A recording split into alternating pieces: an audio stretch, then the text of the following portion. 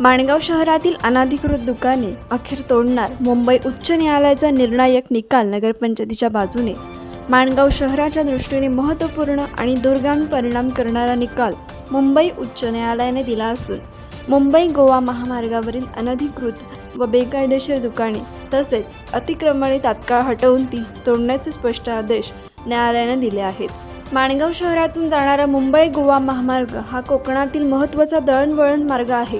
मात्र गेल्या अनेक वर्षात महामार्गाच्या दुतर्फा अनधिकृत दुकाने, टपऱ्या आणि तात्पुरती बांधकामे उभी राहिल्याने वाहतूक कोंडी, अपघातांची भीती आणि शहराच्या नियोजनावर विपरीत परिणाम होत होता।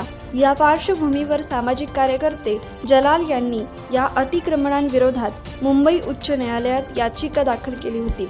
या प्रकरणी सुनावणी दरम्यान न्यायालयाने यापूर्वीही संबंधित यंत्रणांना अतिक्रमणे हटवून महामार्ग मोकळा करण्याचे निर्देश दिले होते। त्यानुसार महामार्ग कार्यालयाच्या वतीने माणगाव नगरपंचायत, जुन्या पंचायत समिती कार्यालयासमोरील भाग तसेच मुंबई गोवा महामार्गालगत असलेल्या सर्व अनधिकृत दुकानदारांना वारंवार नोटिसा बजावण्यात आल्या होत्या। मात्र या नोटिसांकडे दुर्लक्ष करत दुकानदारांनी आपली दुकाने कायम ठेवली होती। या प्रकरणातील महत्त्वाचा मुद्दा असा होता की संबंधित दुकाने नगरपंचायत, पंचायत समिती तसेच शासकीय जागेवर अनधिकृतरित्या उभारण्यात आली होती।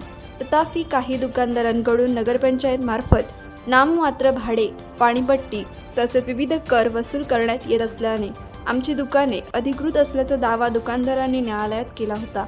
पंचायत समिती व रायगड जिल्हा परिषदेकडूनही दुकान कर आकारला जात असल्याचा मुद्दा उपस्थित करण्यात आला। मात्र फक्त कर किंवा भाडे वसूल केल्याने अतिक्रमण अधिकृत ठरत नाही, हा महत्त्वाचा मुद्दा ग्राह्य धरत उच्च न्यायालयाने दोन्ही बाजूंचे युक्तिवाद ऐकून बुधवार दिनांक 17 डिसेंबर रोजी माणगाव नगरपंचायतीच्या बाजूने स्पष्ट आणि ठाम निकाल दिला आहे।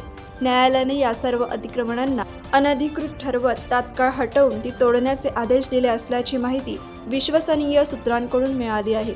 या निकालामुळे माणगाव शहरातील शहररचना, वाहतूक व्यवस्था आणि महामार्गावरील सुरक्षितता यामध्ये मोठा बदल होण्याची अपेक्षा व्यक्त केली जात आहे।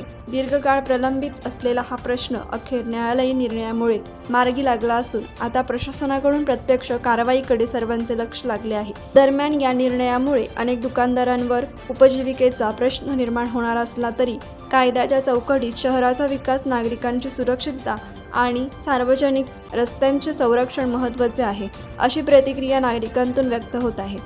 येत्या काळात माणगाव शहराचा मुंबई गोवा महामार्ग अधिक मोकळा, सुरक्षित आणि शिस्तबद्ध दिसेल अशी आशा व्यक्त केली जात आहे। या निकालाविरोधात माणगाव शहरातील दुकानदार सर्वोच्च न्यायालयात धाव घेऊन दाद मागणार आहेत, असे संबंधित दुकानदारांनी सांगितले। कोकण एक्सप्रेससाठी माणगाव प्रतिनिधी अरुण पवार। कोकण एक्सप्रेस चॅनलला लाईक करा, शेअर करा आणि सबस्क्राईब करा।